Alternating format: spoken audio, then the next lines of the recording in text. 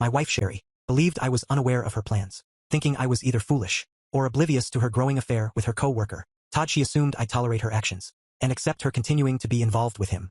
However, she had another thing coming. She didn't realize I'd been suspicious. For quite some time I noticed changes, clear signs of infidelity, like working late frequently, upgrading her wardrobe, more aggressive closeness, and a loss of interest in our shared interests. Despite my attempts to discuss my concerns, she consistently ignored them. Sherry naturally denied anything was wrong, attributing it to my insecurities and possessiveness. Working overtime, I had no choice but to hire a private investigator. I refused to remain blind to the truth. I made it clear, from the beginning of our relationship, and reiterated it over our 10-year marriage, that I would never tolerate my wife cheating on me. So it was with mixed feelings that I sat in private investigator Jake Sloan's office and listened to his report. I felt relieved when he made it clear that Sherry hadn't cheated. However, that relief was short-lived when he added the term, "for now." As he explained, my wife was having an affair. It just hadn't escalated to something intimate, but it was only a matter of time. Apparently Sherry and Todd referred to themselves as working spouses. I detested that term. Sherry had only one spouse, me. Some might find that expression cute and harmless, but to me, it meant she was having an intimate relationship with someone else. Well, as it turns out, that's exactly what she was having. According to the private investigator's report, Sherry and Todd had lunch together daily, just the two of them. They held hands and sat next to each other. He provided numerous photos of them hugging, sometimes even kissing. I was infuriated by what I saw and wanted to strangle that smug idiot Todd. In addition to lunches, the lovers often worked late together, even though there was no good reason for it. It was as if they wanted to avoid going home to their respective spouses and siphon as much of our time out of each day as possible. The detective told me that he was able to trace Sherry's emails and messages. I knew this was completely illegal, and I could never use it in a divorce. In our state, divorce for infidelity was possible, but difficult. No fault divorces were much easier, and I didn't need evidence for that anyway. I just wanted it for my own purposes. Sloan refused to give me copies of the actual messages. He wouldn't even let me see them. Instead, he offered me a summary of what they contained. He assured me that my wife had never spoken disparagingly of me. Several times Todd tried to disparage me, but Sherry wouldn't let him. Well, I guess it could have been worse. Emails and texts confirmed their romantic relationship, although neither of them professed love. Their conversations were very intimate, bordering on texting. Todd sent my wife pictures of his buddy, which she took delight in, reciprocating with shots of her bare chest. As far as Sloan could tell, she hadn't sent any explicit pictures yet. As I sat in his office pondering my next steps, Sloan gave me the worst news of all. Todd's wife was going out of town for 3 days to visit her mother. The lovers decided to take the opportunity to meet up and consummate their relationship. The only thing standing in their way was me. They were uncertain about how they could spend the night together if I remained in the vicinity, since I had no intention of leaving town, making it nearly impossible. They contemplated various plans. One idea was to inform me that Sherry was going on a girls' only weekend trip, fearing I might discover the truth by talking to her friends. However, she didn't want to involve anyone to create a believable cover story, leading to the abandonment of that idea. Another option they considered was compelling me to leave town, but I dismissively remembered Sherry suggesting I organize a golf trip with my buddies, an option I rejected. Ultimately, they opted for a new but direct approach. Honesty. Todd believed I was on the path to becoming a betrayed man, and that I would do anything to keep Sherry as my loving, happy wife, even allowing her to have an affair. Somehow he convinced Sherry that by sleeping with him, she would enhance our love-making life and relationship. He persuaded her that all she needed to do was disclose her plans with Todd to me, and I would reluctantly agree to let her proceed. Clearly, Todd underestimated my resolve, but what surprised me the most was that Sherry bought into his deceptive narrative. It should have been evident to her that I wouldn't tolerate this, and if she failed to realize that, then she might be mentally unstable. Sloan informed me that this was all the information they had, so I accepted what he provided and went home. I requested him to continue monitoring Sherry's messages and update me if anything changed. On Friday, Sloan called me and informed me that Sherry planned to meet me the following Monday after work. She intended to disclose that she would go on a date with Todd on Friday night, starting with dinner and dancing, and culminating with the couple spending the night in a hotel room. She would thoughtfully return to my house on Saturday, or maybe Sunday depending on their activities. Sherry and Todd rehearsed her entire speech, convincing themselves that I would acquiesce to her demands. They anticipated my initial upset and anger, but Sherry planned to assure me that it was a one-time thing, despite both knowing otherwise. She even suggested having love-making with me afterward, as a reward for my understanding, assuming I would be pleased to have Todd's sloppy seconds and comply with her wishes. How considerate of them to think of my needs. With only 2 days to prepare for the confrontation, Sherry and Todd jokingly referred to it as an intervention. However, I was determined to turn their intervention into my stand over the weekend.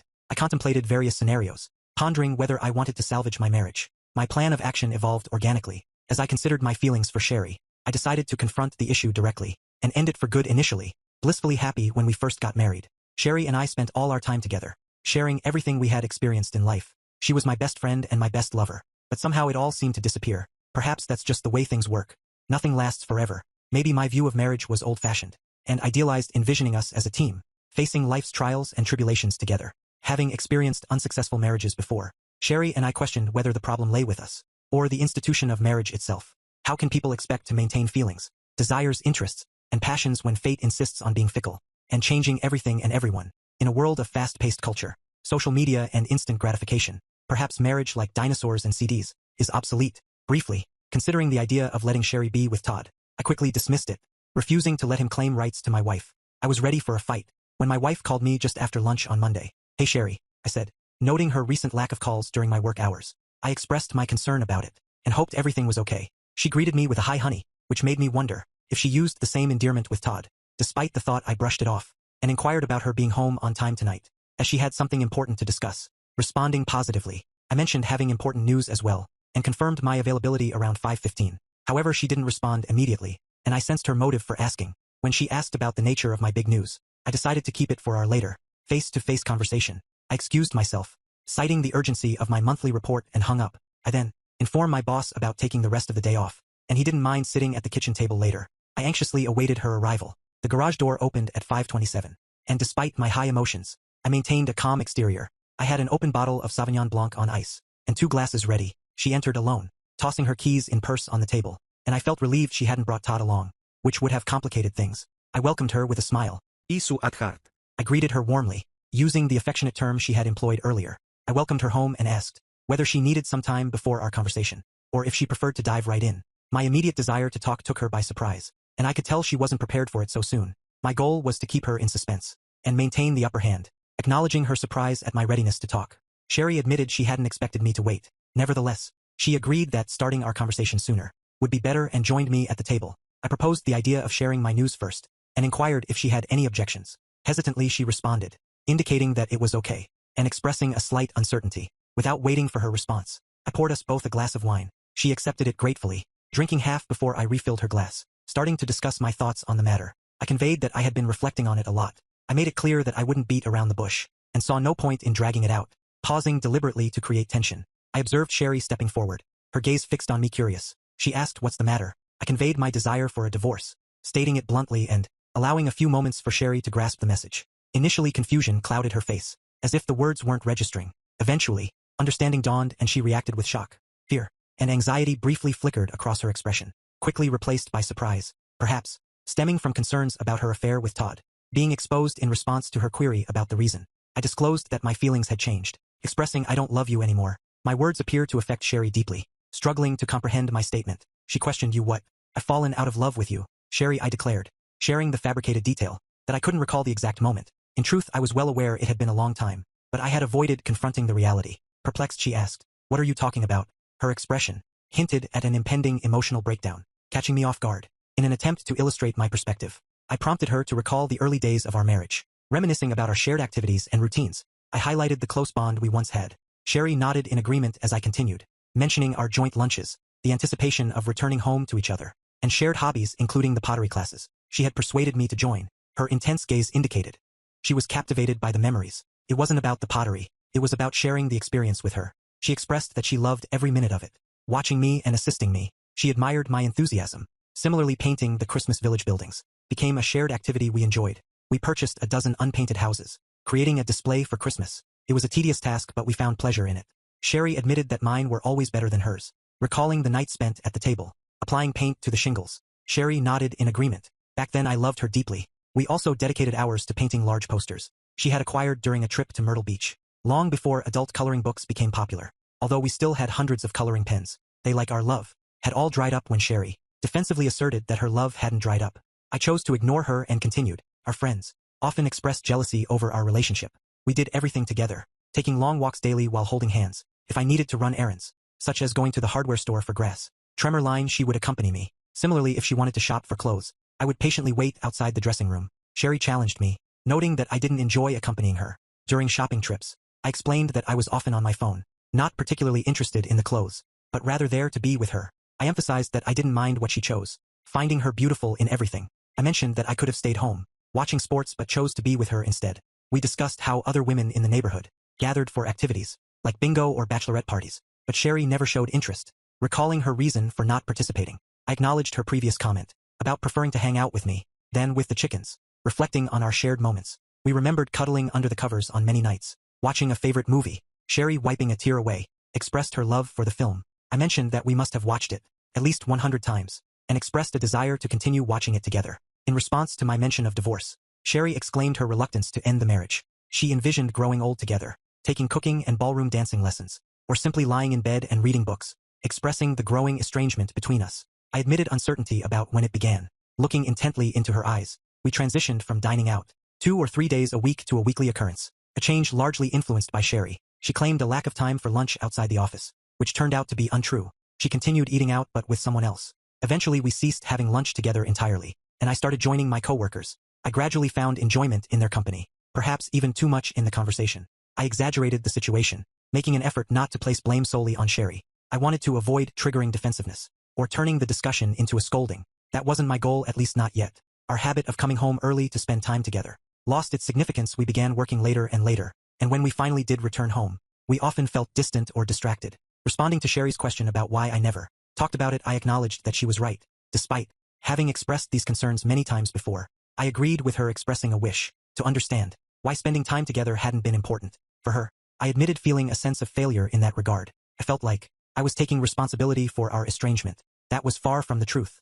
I knew that if I hit Sherry with Todd first, we couldn't end the discussion without it getting nasty. I would never make her see my side of things. I'd be the controlling, jealous idiot before I revealed what I knew. I wanted her to remember what we had, and think about her role in destroying it.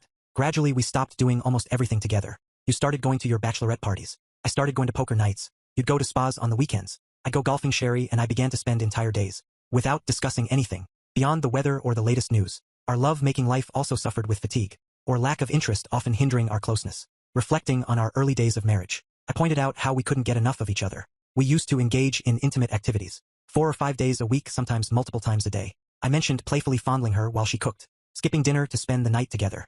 Activities like going to the hot tub, which used to be a regular part of our routine, had become non-existent for over a year. When Sherry suggested that I didn't want love-making anymore, I refuted the idea, finding it baseless. I believed she might be trying to shift blame onto me to justify her own behavior. In response, I laughed and clarified, "Oh God, no. I never stopped wanting love-making. I'm just as eager now as I was 10 years ago. I simply stopped wanting love-making with you." I knew that would hurt deeply. She thought she had rejected me physically, and here I was telling her that our lack of love-making was because I didn't want her. I almost would have laughed if I hadn't been so hurt. Sherry, taken aback, asked what I meant when I mentioned she didn't want to have love-making with me. I casually mentioned losing interest and described how, from my perspective, she seemed unresponsive and disinterested in anything exciting or remotely naughty. I suggested that it appeared as though she wanted to finish quickly and move on to more interesting activities, like knitting, expressing my desire for weekend love-making marathons. I emphasized that she didn't even want me to give her an incredible pleasure. I labeled our physical encounters as boring and claimed that I had faked enjoyment in the last few instances, just to get it over with. When Sherry objected, claiming that I came inside her, I reminded her that she insisted on using contraceptives, despite being on birth control. I explained that she never paid attention to the contraceptives, making it easy for me to fake it by humming, rolling off and disposing of the empty contraceptive. Her reaction was one of shock and embarrassment, and I admitted that my plan had worked. Apologizing, I added insult to injury by suggesting it was me, not you. She stared at me for a moment. Her face flushed, tears dried. I wasn't sure if her expression reflected anger, frustration, or embarrassment. In an attempt to ease the tension, I refilled her empty glass and she took a big sip.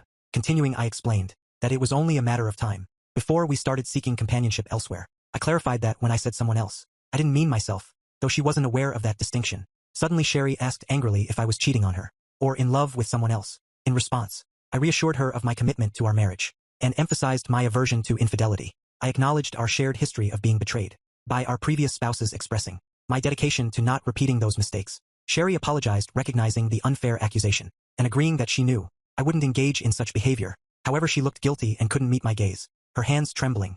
Transitioning to the topic of our intimate relationship, I suggested waiting until after the divorce to be together for the first time, hinting at a new love interest. I then revealed my big news, stating that I had met with my lawyer and finalized the paperwork. I informed her that she would be served with divorce papers on Friday. In response to her desperate inquiry, I reiterated that she would indeed be served on Friday. Attempting to conceal a smile, I explained that it was for the best, allowing both of us to regain our freedom, and acknowledged that the last 10 years had been a waste of our time. I expressed that the past years weren't a waste of time for me and suggested to Sherry that she likely desired the divorce as much as I did. I mentioned that it seemed she hadn't wanted to be with me for a long time, labeling our wedding as a mistake. Sherry objected, expressing her unwillingness to get a divorce. She insisted that she loved me and wanted to be married forever. Regrettably, I responded that I no longer loved her. Citing the no-fault divorce state we were in, I explained that splitting assets equally was the norm, and we could avoid a messy legal process, unless one of us cheated, and infidelity could be proven, which was unlikely in our case. I proposed dividing our money equally, planning to visit the bank the next day. I mentioned the need to open new accounts, get new credit cards, change utility bills, and sell the house, with a realtor scheduled to put it on the market. On Wednesday, Sherry, feeling overwhelmed, objected, expressing uncertainty and asking me to stop. She cried again, as I assured her that I had already packed my things, and would be staying in a hotel until a permanent move. I suggested she stay in the house until it was sold. Sherry shouted for me to wait, but I insisted there was no need, emphasizing the urgency to handle everything before Friday. Confused, she demanded to know the significance of that particular day. I casually mentioned that Friday was the day she had planned a date with Todd, her boyfriend. I suggested it was the day they intended to spend the night in a hotel together for a passionate evening. Sherry froze, her eyes wide and mouth agape, as she attempted to respond. I pulled out a folder containing a summary report from a private investigator. I showed her the section detailing her plans with Todd on Friday night. Interrupting her, I pointed out that the report confirmed their reservations at the Gaylord, Texas, for that night. When she started to explain, I cut her off mockingly, suggesting she might claim it's not what it looks like. I reminded her of the pictures, capturing her and Todd kissing at lunch, staring at me, tears streaming down her face. Sherry apologized quietly, with a wide smile on my face. I declared, "Now I remember exactly when I stopped loving you." I revealed that it was the day I discovered her plans to involve me in a betrayed man scenario, mirroring the betrayal from my ex-wife. She blurted out an apology, desperately, trying to convince me that she didn't love Todd. According to her, the rendezvous with him was just a fling to rekindle our relationship.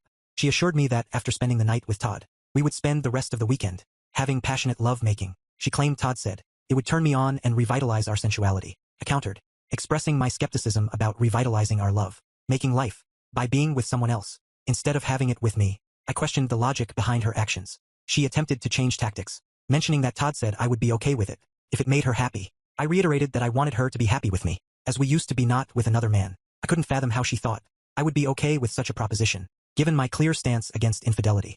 She tried to justify her actions by claiming it wouldn't be infidelity, since she would have my permission.